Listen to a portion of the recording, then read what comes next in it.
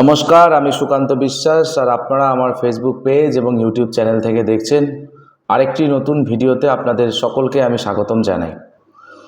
আজকে সেই অর্থে কোনো ডকুমেন্টারি ভিডিও নয়, একটি ছোট্ট মেসেজ, ছোট্ট একটি বার্তা আপনাদেরকে দেওয়া উচিত এবং আপনাদের মধ্য দিয়ে সমাজের এক বিশেষ শ্রেণীর মানুষকে আমি বার্তাটা দিতে চাই।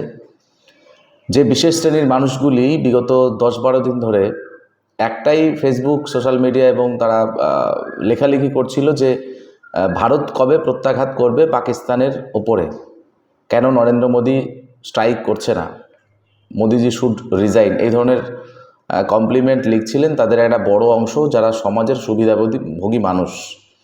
এবারে এই মানুষগুলো রাতারাতি স্ট্যান্ড পাল্টে ফেলছে।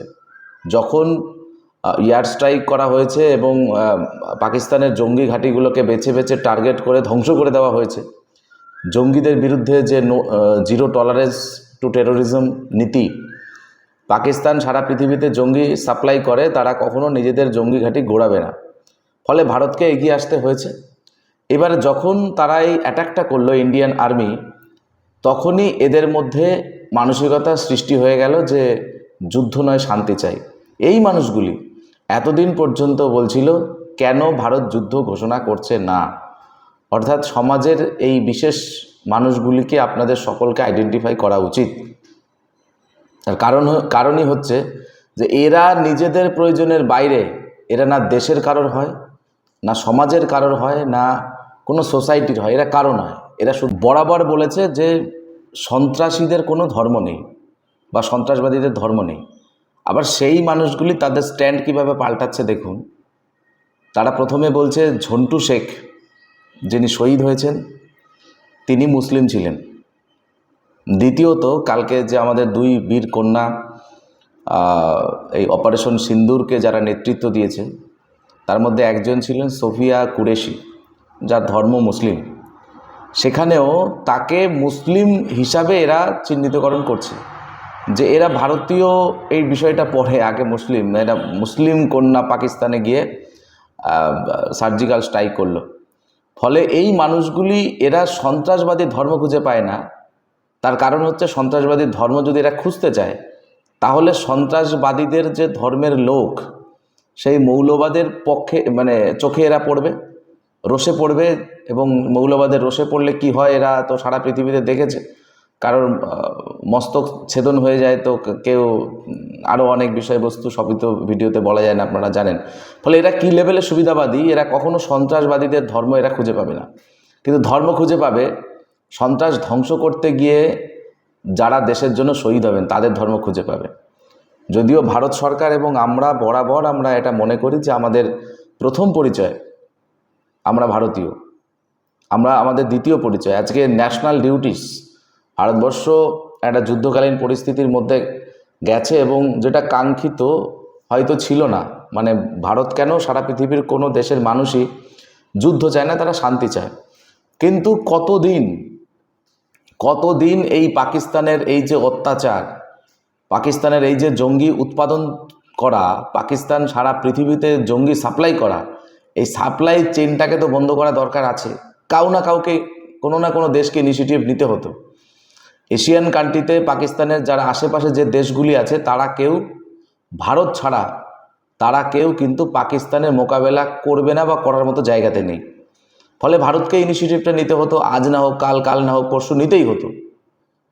আর আমি অন্য কোনো সরকারকে তো আমি এই পরিস্থিতিতে বদনাম করব না, কিন্তু আজকে দেশে যে সরকারটা চলছে, সরকারের দম আছে, বারবার সেটা প্রমাণিত হয়েছে। সেটা চীন থেকে শুরু করে পাকিস্তানের ভেতরে ঢুকে বা চীনের সীমানার ভেতরে ঢুকে চীনের সৈনিককে মারার থেকে শুরু করে সার্জিক্যাল স্ট্রাইক বা এই অপারেশন সিন্দুর, প্রত্যেকটা ক্ষেত্রে প্রমাণিত যে এই সরকার সন্ত্রাসবাদীদের ঘরে ঢুকে মারতে সক্ষম, ম্যান করে নেয়, চোখে চোখ রেখে।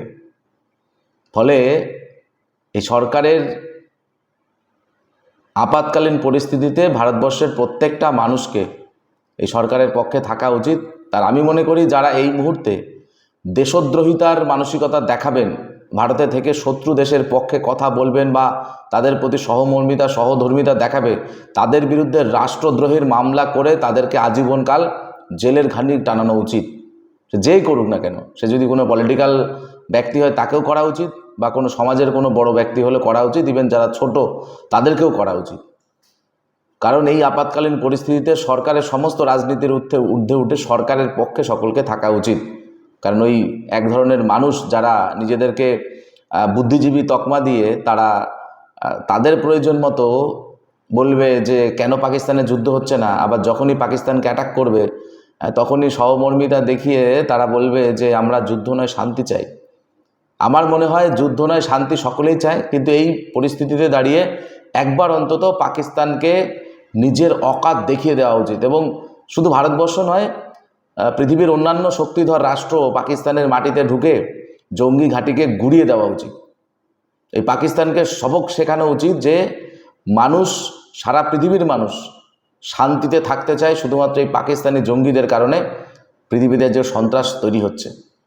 অনেক আরব এমিরেটসে পাকিস্তানের অনেক মানুষ তারা ওখানে কাজে যায়, সেখানেও আমি শুনেছি আমার দেশের অনেক মুসলিম যারা তারা বলছে যে পাকিস্তানের মুসলিমদের সাথে তাদেরও গণ্ডগোল হয়ে যায়। মানে এখানে অনেকে আছেন যারা হয়তো ধর্মীয় কারণে ভেতরে ভেতরে সাপোর্ট করেন, কিন্তু তারা যখন একটা পাকিস্তান মুসলিমের সঙ্গে কোনো নিউট্রাল জায়গাতে বা পাকিস্তানে গিয়ে তারা যখন কথাবার্তা বলে, চালচলন একসঙ্গে থাকে, তারাও সহ্য করতে পারে না। ফলে এই যে জঙ্গিবাদের আতুরঘর, এই আতুরঘরের বিরুদ্ধে সারা পৃথিবীর সমস্ত শক্তি সম্মিলিতভাবে এদের বিরুদ্ধে অ্যাটাক করা উচিত। তাই আজকে আমরা সরকারের সঙ্গে থাকবো, এটা আমাদের দায়িত্ব, আমাদের এটা ডিউটিস, করতেই হবে।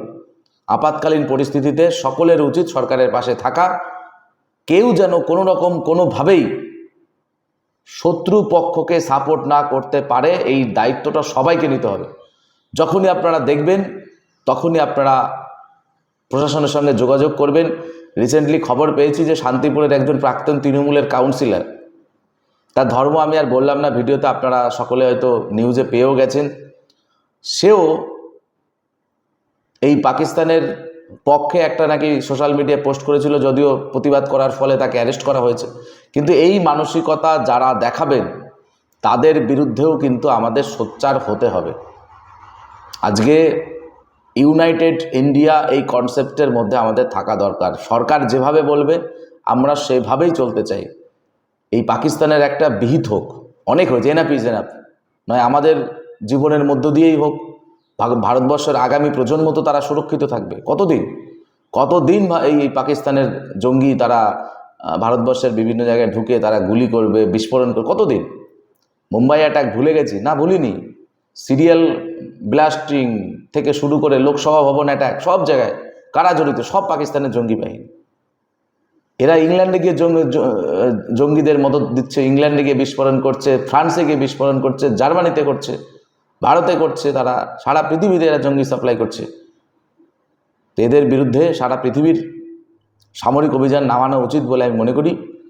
অন্তত সারা পৃথিবীর যদি মানুষ তারা সুখে শান্তিতে বসবাস করতে চায়, রাজনৈতিক লড়াই, ধর্মের মধ্যে যে নিজেদের মধ্যে যে ধর্মীয় ভাবাবেগ বা ধর্মীয় নীতি আদর্শের বিষয় যে পরে আমরা দেখব, এটা দেখা যাবে। কিন্তু এই মুহূর্তে আমাদের সকলের প্রথম পরিচয় আমরা ভারতীয়।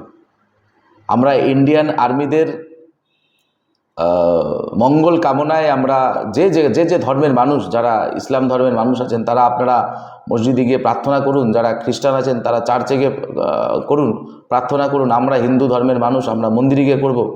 এই বহুত্ববাদের মধ্যে যে ঐক্য, সেই ঐক্যটা আমাদের আরেকবার দেখাতে হবে। আজকে ভিডিওটি মোটামুটি এইটুকুই ছিল।